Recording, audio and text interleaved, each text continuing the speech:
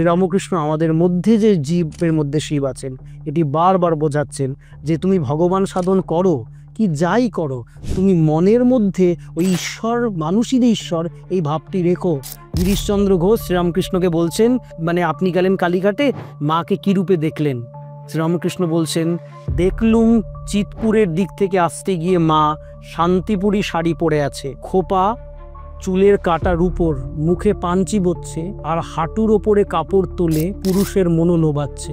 নেমে প্রণাম করে বললুম, মা তুই এখানে এই রূপে আছিস? মানে বললেন, গিরিশ তুমি মাকে কোথায় দেখো? আমি তো বেশ্যার মধ্যেও মাকে দেখি। এই যে শ্রীরামকৃষ্ণ দেখাচ্ছেন মানুষকে যে আলাদা তারে খুঁজতে হবে না, যাকে তুমি মূর্তির মধ্যে খুঁজছো তাকে তুমি বাইরেও খুঁজতে পারো। তাই জন্যই তো বিবেকানন্দ রেখে গেলেন। নিবেদিতা বলছেন, গত 5000 বছর ধরে ভারতবর্ষ যা যা করে গেছে সব সত্য, একটাও আজগুবি না, তার প্রমাণ রামকৃষ্ণ।